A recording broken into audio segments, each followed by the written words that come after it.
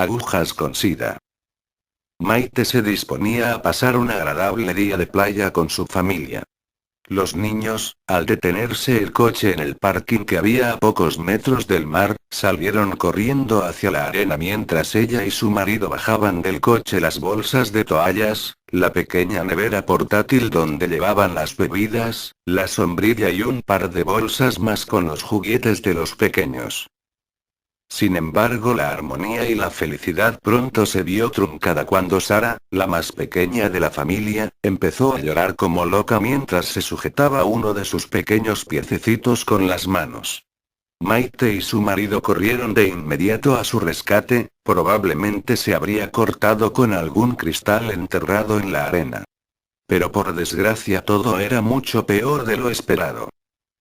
La pequeña Sara parecía tener algo clavado, un pequeño trozo de metal que Maite inmediatamente reconoció como una aguja, extrajo el fragmento que parecía haberse roto y buscó rápidamente entre la arena el otro trozo para evitar que alguien más se lo pudiese clavar. Su corazón dio un vuelco cuando tras remover un poco bajo sus pies encontró una jeringuilla con restos de sangre fresca que alguien había enterrado con la aguja apuntando hacia arriba. Estaba claro que algún desalmado la había situado de esa forma, como si se tratara de una trampa para animales, para que algún despistado la pisara. Maite y su marido de inmediato decidieron llevar a la niña al hospital cercano para que le realizaran unas pruebas y comprobaran si la sangre que había en la jeringuilla estaba contaminada con algún tipo de droga. El médico de guardia trató de tranquilizar a los padres, explicándoles que era muy improbable que al pisar una jeringuilla la droga se pudiese haber inoculado en su torrente sanguíneo. Aún así, y para que estuvieran más tranquilos, realizarían una prueba de sangre tanto a la niña como con la muestra que había en la jeringuilla. Dentro de un par de días tendrían los resultados.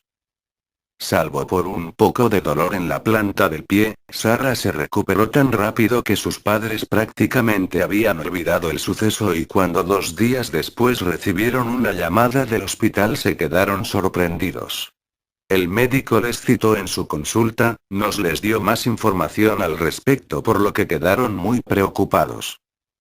El doctor les pidió que se sentasen y les confirmó que en la sangre de la jeringuilla había un agente nocivo, heroína, obviamente días después del incidente y sin haber sufrido la niña ningún percance, la droga no había causado ningún daño.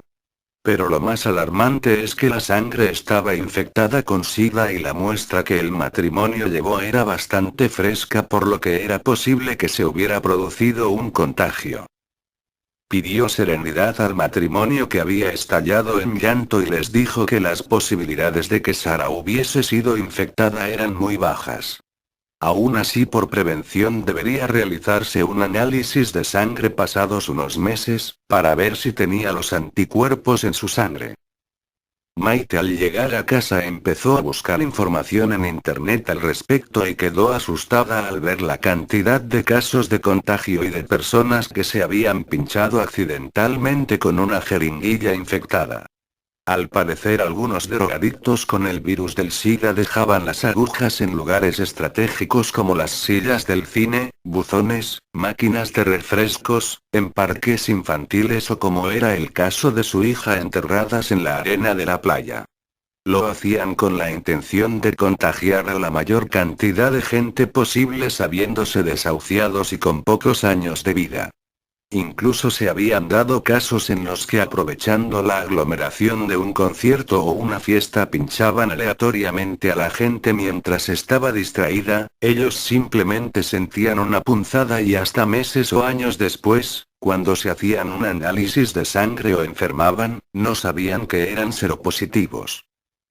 Aún así las posibilidades de contagiarse eran realmente bajas y había estudios en hospitales de Estados Unidos en los que se afirmaba que solo 15 entre 1000 personas que se habían cortado o pinchado con material quirúrgico contaminado habían contraído el virus.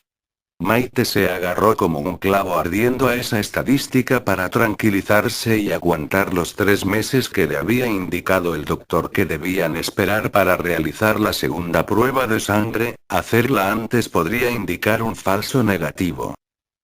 El tiempo transcurrió y Sara, que acababa de cumplir los 4 añitos, se realizó un segundo análisis. Los resultados no podían ser más devastadores. Había sido contagiada y debería vivir los pocos años que le quedarán de vida medicándose para ralentizar lo máximo posible la enfermedad y que ésta se agravase.